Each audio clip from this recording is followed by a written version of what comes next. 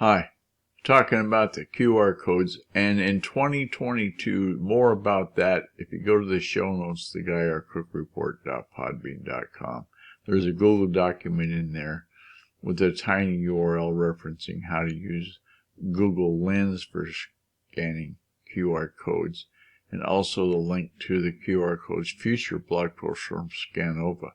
There's also a mention in there about what's replacing QR codes, and if I told you now about what's replacing QR codes, you probably wouldn't go and look on the link and read all about it in the Google document. And for today, that's the news, and your homework's been assigned. I want to thank all the time that you've devoted to this episode of the Guy R. Cook Report. I hope that link helps you out in some way. Thanks to the patrons that support this effort. It's a wrap. And this is how you get in touch with yours truly, Guy R. Cook.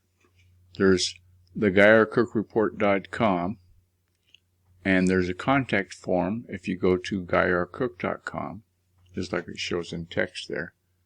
Or you can call my new cell phone number, 509-200-1429. I look forward to talking to you.